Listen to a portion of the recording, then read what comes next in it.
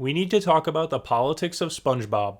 This is most definitely not the video you were probably expecting from me if you've been subscribed to this channel for some time now, but give me a second to explain. I'm trying something a little different. SpongeBob Squarepants is probably Nickelodeon's most successful TV show of all time. It first aired all the way back on May 1st to 1999 and has continued airing since. I grew up watching this show. It was my favorite cartoon as a kid. Given that many of my viewers are aged 18 to 24 and male, I would guess that many of you would say the same thing. Even if you didn't though, you know the characters. SpongeBob, Patrick, Squidward, Mr. Krabs, Sandy, Plankton, all of them are ingrained in most of our heads in one way or another. On its surface, SpongeBob Squarepants seems like an innocent show about an excited sponge and his everyday adventures with his closest friends in their lovely little town of Bikini Bottom. In reality though, the show is not as innocent as it seems. If you go back and watch the show like I have done many times, you may notice that a lot of the jokes and writing flew over your head as a child. In some instances, it might even have you thinking, how was this a kid's show? To give you just one example, look no further than the season 3 episode Midlife Crustacean, where the entire premise of the episode is SpongeBob, Patrick, and Mr. Krabs going on a quote-unquote panty raid so Mr. Krabs can feel young again. That's right, the back half of the episode involves the trio breaking into the house to steal a pair of women's underwear. The joke was so mature that it was actually pulled from Nickelodeon's rotation of the show for a while, so you get the point. Overall, SpongeBob has plenty of jokes for the adults in the room too. But what about its politics, or more specifically, its political messaging? On the surface, it once again seems pretty innocuous, but if you dig deeper, you'll find plenty of political messages, and I'm here to tell you why, in the year 2025, the political messaging of SpongeBob Squarepants matters now more than ever. Before we get into it, please be sure to hit that like button if you enjoyed today's video, and subscribe so you don't miss out on any new ones. Also, for total transparency, I recognize that this topic is at least a little absurd. This is all for fun and isn't meant to be taken super seriously. Without further ado, let's get into it. The politics of work. Let me get this out of the way to start this section. Mr. Krabs is not a good boss. That should be fairly obvious to anyone who watches the show. The concept of work is something that is heavily discussed in SpongeBob. I mean, it's one of the key parts of the show. SpongeBob's job as a fry cook at the Krusty Krab is a staple to his personality, and many of the show's episodes, at least the ones in the early seasons, which are far superior to the show's later ones, take place at least partially at the Krusty Krab. What's the point of me bringing this up? Well, SpongeBob is clearly an employee who loves his job, and he's good at what he does too. His signature "I'm ready" phrase echoes throughout Bikini Bottom as he goes to work each morning. But this excitement about work isn't what I'm here to focus on. Instead, I'd like to talk about how SpongeBob's boss, Mr. Krabs, exploits said excitement for cheap labor. Take, for example, the season 3 episode Graveyard Shift, where Squidward and SpongeBob are required to work throughout the night at the Krusty Krab one night after Mr. Krabs declares the restaurant open 24/7. Squidward is unsurprisingly unhappy about this, but SpongeBob is excited to do so. The plot synopsis of the episode on Encyclopedia SpongeBobia, yes, that's a real source I'm using for this video, reads, quote, Mr. Krabs then promptly leaves his employees while SpongeBob is overjoyed at this prospect and, as the night goes on, takes pleasure in the tasks he had no time to do during the day. There are other examples of this behavior from Mr. Krabs and SpongeBob as well. In the season 9 episode SpongeBob You're Fired, SpongeBob gets, well, fired by Mr. Krabs due to labor costs. According to the episode's plot synopsis, Mr. Krabs fires SpongeBob after he finds out he could save a single nickel if he cuts out SpongeBob's salary completely. The message here is clear. Despite working at the Krusty Krab for years, SpongeBob's loyalty to Mr. Krabs is never rewarded. In fact, it's far more likely that Mr. Krabs just sees SpongeBob as dispensable labor in many scenarios. How does this relate to the world around us? Reading between the lines a little, it's fairly obvious that SpongeBob represents the loyal worker who never complains about pay and who loves his job, while Mr. Krabs is the capitalist boss who exploits that loyalty. In other words, SpongeBob is basically the average worker in America, working harder and harder while Mr. Krabs represents the wealthiest 1%, hoarding more and more of the profits. You can see where I'm going with this, as it's fairly reflective of US working society today. According to a report from the Economic Policy Institute from 1973 to 2013, worker productivity rose by 74.4%, but hourly wage compensation only rose by 9.2% in that same period. Meanwhile, a different report from the Economic Policy Institute found that from 1978 to 2023, CEO pay soared by over 1,000%, while typical workers' compensation rose by just 24%. It's clear that that SpongeBob's relationship with Mr. Krabs, while humorous at times, depicts much more than a fry cook who's really good at his job and his money-loving boss. That's because the show doesn't just discuss the politics of work every now and then. Instead, much of the show is a critique of the system we live in as a whole, the critiques of capitalism and corporate greed. I mentioned earlier that Mr. Krabs is a bad boss. It doesn't stop there though, as you can argue he's literally the embodiment of corporate greed. Everything about him is reduced to profit. Mr. Krabs is capitalism personified. There is perhaps no better example of this than Season 3, Episode 16, titled Born Again Krabs. In the episode, Mr. Krabs is hospitalized after eating a rotten Krabby Patty. After Mr. Krabs is condemned to Davy Jones' locker by the Flying Dutchman, the Dutchman offers him the possibility of being freed, but only if he is more generous to others. Initially, Mr. Krabs agrees, giving customers at the Krusty Krab free refills and treating SpongeBob and Squidward to a nice employee lounge. Eventually, SpongeBob and Squidward confront him about his generosity, and Mr. Krabs explains that he believes he's just having a nightmare. Immediately after being told he was released from the hospital and that he's not in a nightmare, Mr. Krabs takes back everything he gave for free to the customers and stops treating his employees nicely. In other words, the only reason he was being a kind boss was because he thought he was having a bad dream. His new reality was a shock to his system. The Flying Dutchman catches word of this and shows up at the Krusty Krab, threatening to drag Mr. Krabs back to Davy Jones' locker for all of eternity. However, he soon offers Krabs a deal. He can send SpongeBob to Davy Jones' locker instead for all the money in the Dutchman's pocket, which turns out to be 62 cents. Mr. Krabs immediately agrees, sending a heartbroken SpongeBob away with the Dutchman. Eventually, SpongeBob is returned because his constant talking annoys the Dutchman too much, but that's not the point here. The point is that Mr. Krabs quite literally sold his prized employee's soul to the underworld for a cheap, short-term profit. For 62 cents! Mr. Krabs wants money, and he'll do anything it takes to get it, even if it means hurting the people he's closest to. While he apologizes to SpongeBob at the end of the episode, that doesn't make up for the harm he caused. Then, of course, there's the strike episode, or more specifically, Squid on Strike from Season 2 of the show. In the episode, after Mr. Krabs finds out that the Krusty Krab's profits are lower than usual, he literally starts billing his employees for doing things like breathing on the job. Squidward is furious about this and convinces SpongeBob to go on strike. SpongeBob, not really knowing what a strike is, agrees to join, and the pair are soon fired. SpongeBob is very sad about this, but Squidward assures him he will have his job back soon and more. In this situation, Squidward is framed as the conscious worker who understands exploitation, while SpongeBob is the naive laborer who doesn't see the system he's trapped in. Eventually, the employees are hired back, but before that, we see things like Mr. Krabs taunting them for only improving his bottom line. The episode clearly demonstrates that Mr. Krabs is anti-union and anti-worker. If you add it all up, he is the embodiment of corporate greed, plain and simple. That's enough about Mr. Krabs for now though. Instead, it's now time I talk about his arch nemesis, the owner of the chum bucket, Plankton. Plankton is probably the closest we get to seeing a leftist in Bikini Bottom. It appears I may have lost some of you, so let me repeat that. Plankton is probably a leftist, or something close to it. For one, he's married to a computer, which is great. Love is love. He seems very open and progressive about that. But that's not my main point here either. I mentioned just now that Plankton is the owner of the chum bucket, which constantly fails to gain even a single customer. On the surface, it seems like Plankton might just be an evil-minded, bad business owner who makes horrible food. That would explain why he's constantly after the Krabby Patty formula, to damage Mr. Krabs' business. But in reality, there's a lot more to it than that. Yes, Plankton really wants the Krabby Patty formula, but that's not to put Mr. Krabs out of business, it's to level the playing field. Plankton isn't just some evil villain, he's a victim of the Krusty Krabs' monopoly on Bikini Bottom. It's a classic David versus Goliath setup, with Plankton playing the eternal underdog. No matter what Plankton does, the chum bucket is always empty. This is symbolic of what happens when monopolies dominate in real life too. The competitor is villainized, ridiculed, and perpetually starved of resources. On the surface, Plankton's role in Bikini Bottom seems like he's the only one who's meant to be the villain, but he's actually the only one who's daring enough to challenge the system and fight for change. Because of this, he's always crushed back into place and laughed at for it. When you control the economy, you also control the narrative. Mr. Krabs gets to be the beloved business owner, and Plankton gets outcast as evil. You could argue Plankton is just inherently evil though. For example, in the SpongeBob Squarepants movie, no, not those ones, the good one, he basically enslaves Bikini Bottom's entire population. This is a fair argument, and now seems like a good time to point out again that this is indeed a cartoon for children. Just about everything in it is going to be exaggerated to cartoonish extremes, including Plankton's evil plans. I don't see this as him just being evil though. I think it fits the overall deeper narrative. Plankton has no other choice but to turn to extreme measures like this because he can't compete in a fair market. He has no chance whatsoever, so he resorts to authoritarian shortcuts. In that sense, Plankton's villainy is an exaggeration of what desperation under monopoly power looks like. Dismissing him as just evil would be too simple and too ignorant. But yeah, he probably shouldn't have enslaved all those people. That wasn't a good thing to do, and I'm not trying to justify that. But anyways, I don't think I need to go into too much detail about how company monopolies in SpongeBob translate to the real world. We see it today all over the place. Google, Amazon, mobile phone service providers, the software industry, and much more. The Open Markets Institute did a great piece about this titled Monopoly by the Numbers. I'll link it down below in my sources if you'd like to read it for yourself. With my talk about Plankton out of the way for now, I think it's time we transition to a different discussion. What other political topics does SpongeBob Squarepants touch on? There might be more than you think, so let's dive into a few of them now. The environmental politics of SpongeBob Squarepants. Unsurprisingly, SpongeBob as a show is chocked full of environmental references. They may be a bit discreet overall, but they're certainly there. I mean, the show is about a bunch of talking animals living underwater after all. But have you ever stopped and wondered about whether there's a deeper meaning to SpongeBob and his friends being able to talk? To answer this, let's take a second to examine the setting for the show, Bikini Bottom. According to Nickelodeon's program summary for the show, Bikini Bottom is in fact located in the Pacific Ocean, specifically beneath Bikini Atoll in the Marshall Islands. Now, Bikini Atoll does have some historical significance. After World War II ended and the Cold War began, the United States decided to use Bikini Atoll as a testing site for nuclear weapons. According to the UNESCO World Heritage Convention, quote, after the displacement of the local inhabitants, 67 nuclear tests were carried out from 1946 to 1958, including the explosion of the first H-bomb. Bikini Atoll has conserved direct tangible evidence that is highly significant in conveying the power of the nuclear tests, i.e. the sunken ships sent to the bottom of the lagoon in 1946 and the gigantic Bravo crater. This is where the fan theory portion of this video comes into play. While it's not outwardly stated by show creators, many have speculated that the location of SpongeBob and Bikini Bottom is not coincidental. Rather, many believe that it is these nuclear tests that spurred mutations in the wildlife at the bottom of Bikini Atoll, making them sentient and leading to the characters we know and love. These characters are the direct product of radiation mutations, and the show itself is actually subtly normalizing life in a post-nuclear world by turning the devastation of the Cold War and nuclear weapons testing into a whimsical setting. This is, like I said, just a fan theory, and it's one that a lot of you have already probably heard of, but there are plenty of other examples of environmental politics in SpongeBob as well. Goo Lagoon, for example, is the town's beach, and it's literally a lagoon of black goo where the residents go to swim. The town's residents treat it as normal fun, even though it seems extremely toxic. We see this in the real world plenty as well, with millions of people using polluted beaches, rivers, and lakes as though nothing is wrong. We've grown accustomed to the environmental pollution that surrounds us, and SpongeBob Squarepants is very quick to point that out. The final area of environmental politics that SpongeBob touches on most, though, is ecological collapse. Throughout the show, one of the things that SpongeBob and Patrick love doing most in their free time is jellyfishing. Once again, on its surface, this may seem like a simple fun activity, but if you dig deeper, there's some major parody here. The jellyfish fields of Bikini Bottom are basically the town's wilderness preserve. The episode's often depicted as a wide natural expanse, untouched by Mr. Krabs' monopoly or other urban development. Symbolically, it's the only place of wild nature in their world, and there are countless episodes of the show that demonstrate that nature should not be messed with, and that the natural world should be preserved. Let's run through a couple of them. Season 1 sees our first major introduction to jellyfishing in the episode Jellyfish Jam, where SpongeBob befriends a jellyfish on his way home from the fields and decides to take it as a pet. Squidward warns him not to do so, but SpongeBob ignores him and chaos ensues. Numerous jellyfish quickly raid SpongeBob's home and begin throwing a rave. SpongeBob is finally able to get rid of them, but only after they attack Squidward, break his clarinet, and cause major harm. At the end of the episode, the show's narrator declares, quote, today SpongeBob has learned one of the sea's harshest lessons. Wild animals can throw very wild parties. Overall, this seems like a major parable about the dangers of removing wildlife from its natural environment and triggering ecological imbalance. There are even more blatant examples of this though. In season 2, we get the episode Jellyfish Hunter. In the episode, after Mr. Krabs is told by a customer just how tasty a Krabby Patty with jellyfish jelly is, he adds the Jelly Patty to the Krusty Krabs' menu and sends SpongeBob out to get more jelly. This ultimately spirals into Mr. Krabs starting a secret factory farm where he forcefully wrings out every last drop of jelly from jellyfish and discards their bodies, potentially killing them. It's honestly a horrific part of the show as a whole, and once SpongeBob realizes he's been complicit in these actions, he's terrified. Make no mistake, as much as it again demonstrates that Mr. Krabs is an awful and greedy boss, it is also a direct allegory for overfishing and industrial scale exploitation of natural resources. This is a very real issue in our world, with the World Wildlife Fund now estimating that more than 1/3 of all sharks, rays, and chimeras are now at risk of extinction because of overfishing. In Bikini Bottom, the biggest corporation in town sees the last remaining bit of untouched wilderness not as beauty, but as just another potential source for profit. And with that, I think it's time we move on to some of the show's other political takes, the various other political parodies of SpongeBob. I am including this section here because, to be quite honest, there's just no way to cover cover absolutely everything political in SpongeBob. We see commentary on healthcare, general social status, the police, authority, and so much more. If I wanted to cover all of these in depth, it would take hours, and I don't have the time to put together that lengthy of a video right now. So instead, we're going to speed through them a bit. Think of it as a quickfire round of sorts. First up, healthcare. SpongeBob doesn't often touch on healthcare directly, but when it does, it can have a pretty powerful message. For example, in the season 4 episode The Lost Mattress, Mr. Krabs is hospitalized due to being in a quote-unquote cash coma. Unfortunately though, the doctors at the hospital realize Mr. Krabs has no insurance, and he is kicked out of his room because of it. Eventually, he ends up being kicked out of the hospital entirely, and as the plot synopsis says, quote, "Back at the hospital, Administrator Flotsam is upset that Mr. Krabs has been left outside on the sidewalk, and asks the doctor what he was thinking because they're trying to run a business and can't leave patients on the sidewalk, so the nurse pushes him down the hill away from the hospital." The key word in that run-on sentence was business. The hospital was trying to be run like a business, not somewhere where they help people. I can't show the exact clip because of copyright reasons, but I've linked it in my sources if you want to go check it out for yourself. Obviously, this whole exchange is satirical in nature, but it depicts the very real reality of the healthcare crisis in the United States today. According to the nonpartisan Kaiser Family Foundation, 2025 polling numbers show that, quote, "About 1/3, 36% of adults say that in the past 12 months they have skipped or postponed getting healthcare they needed because of the cost. Notably, 3 in 4 uninsured adults under age 65 say they went without needed care because of the cost." Clearly, there's a huge problem here, and SpongeBob doesn't shy away from depicting that. Next up, let's talk about the Bikini Bottom police. These guys are entirely incompetent, like incredibly bad at their jobs, and the season 3 episode SpongeBob Meets the Strangler depicts this perfectly. In the episode, after SpongeBob reports the Tattletale Strangler to the police for littering, and the Strangler threatens to kill him, the officers leave SpongeBob to his own devices, calling him a tattletale. Eventually, SpongeBob ends up getting the Strangler behind bars himself, and the police just end up congratulating him for doing their jobs. Patrick is also wrongfully arrested in the episode without evidence. Again, it's obviously satirical and meant to be an exaggeration, but I don't think it's a crazy reach to say there's commentary here on the ineffectiveness of some police tactics, and even policing in general. Speaking of, the justice system as a whole in Bikini Bottom seems to be pretty ineffective. It's kind of difficult to tell just how all of it works. In the season 6 episode Patty Caper, we see Mr. Krabs receive a punishment sentence from a judge for a crime he committed. But in something like the SpongeBob Squarepants movie, when King Neptune's crown is stolen, King Neptune threatens to execute Mr. Krabs on the spot just because of a note that the actual culprit, Plankton, left behind to frame him. It's possible that King Neptune operates under some sort of superior authority in Bikini Bottom or some independent jurisdiction. He is a king after all, but there seems to be some inconsistencies here with the justice system as a whole. I'm probably just overanalyzing tiny plot holes at this point, but for the sake of the video, it's worth pointing out. All in all, SpongeBob Squarepants as a show is chocked full of parody about all of the systems that guide our society today, from authority to capitalism to healthcare and so much more. There are likely many others that I missed too, so feel free to point that out in the comments down below if you'd like. For the final section of this video though, I'm now going to pivot a bit and have some fun by attempting to map out how the major characters of SpongeBob may have voted in the 2024 election. I'm sure this won't cause any controversy whatsoever. Let's get into it. Mapping out the politics of our major characters. Before we begin, I want to make something clear. A few of our main characters do have criminal records. In real life, in the vast majority of the US, this would result in them losing the right to vote. For the purpose of this part of the video, I'm ignoring that, largely because I also doubt Bikini Bottom would have the same rules for voting as our world. Anyways, let's get into it. First up, let's talk about SpongeBob. Based on everything in the show, SpongeBob seems to me like an idealistic liberal. He's optimistic, cares about community, follows the rules, and believes in civic duty, all of which are traits typically associated with liberal, worker-aligned voters. If he could have voted in 2024, it's very likely he would have voted for Kamala Harris, in my opinion. Next up, let's talk about SpongeBob's best friend forever, Patrick. Patrick is probably the funniest character in the entire show, and his humor largely comes from his stupidity. He's often depicted as naive and disengaged, and this would likely translate to how he votes, or rather, not votes. My guess is that Patrick Star wouldn't have voted in the 2024 election. If he had to vote, he probably would have just followed the crowd and voted for Trump. I don't think there's too much free thinking going on up there. Continuing on the same block of houses, let's now touch on Squidward, who's an interesting case. The best description I can give to Squidward is that he's somewhat of a disillusioned liberal or an elitist moderate. He's extremely cynical, culturally elitist as seen by his love for the arts and music, and dislikes both SpongeBob's joy and naivete as well as Mr. Krabs' greed. So it's tough to say exactly where Squidward would fit given his combination of cultural elitism and holding a blue-collar job. Because of this, I'm going to guess Squiddy would have bounced back and forth between Harris and Trump, and possibly ended up voting independent. Let's now quickly touch on their boss, Mr. Krabs. As we've already covered, Mr. Krabs is certainly a money-loving capitalist. capitalist. He's all about profit, he's anti-workers' rights, and he resists regulation, which are all classic right-wing capitalist traits. He almost certainly would have voted for Trump in 2024. Plankton, meanwhile, would never have done so. Not in a million years. As we've already touched on, Plankton is likely a leftist or something close to it. He is constantly trying to tear down Mr. Krabs' monopoly. If he had voted in 2024, Plankton almost certainly would have voted third party. I'm thinking someone like Cornel West. Now let's touch on some characters we haven't talked about in this video. First up, Sandy Cheeks. An immigrant to Bikini Bottom from Texas, Sandy is extremely smart and very tech-oriented. It's clear she's individualistic, pro-science, and independent-minded. To me, she kind of fits the bill as a libertarian type, but could have voted for Trump given that he was backed by people like Elon Musk. 3 more characters to go here. Pearl is Mr. Krabs' daughter, and she's probably the best representation of Gen Z progressivism we have in the show. She is a socially conscious and socially aware teenager/young adult. Given that Pearl turned 16 in the season 4 episode Whale of a Birthday, she very likely would be old enough to vote in the 2024 election, depending on how time works down there. She's probably the most obvious Kamala Harris voter out of the entire cast. The show also gets in its share of gym bro culture as well with Larry the Lobster. Larry is obsessed with bodybuilding, beach culture, and his overall physical image. He's more into lifestyle than politics, but there were plenty of voters like that in 2024 as well. Culturally, Larry leans right because of his love for fitness and competitiveness, and I believe that would have translated into his vote in 2024, as he would have viewed Trump as the quote-unquote tough guy candidate. Finally, let's talk about Mrs. Puff. This will be an especially quick one. Mrs. Puff seems resigned to the system and extremely cynical given her hatred for her job, but she is likely liberal. She is jaded, disillusioned, and stuck in a broken system though. I believe she would have leaned Democrat in 2024, but overall would have been relatively disengaged from the whole process. That is where we stand in terms of the political beliefs of the characters of SpongeBob Squarepants. As you can see, it's a very diverse crowd, full of a wide variety of political views. These characters from all walks of life live together and are what make Bikini Bottom the truly insane town that it is. And that, my dear viewer, is all I have for you today. If you enjoyed this video or learned something new, please feel free to like and subscribe. More videos coming soon. I had a ton of fun putting this video together, so I hope you liked it too. It won't necessarily be replacing my normal political content, but I would like to do more videos like this one in the future. It kind of depends on what you all want to see though. Once again, this was all in good fun, so please don't take it too seriously. As always, all of my sources for this video are down in the description below. Feel free to check them out if you're interested. If you made it this far, thank you so much for watching and for all your continued support. I really appreciate it. Hope I see you next time. Take care.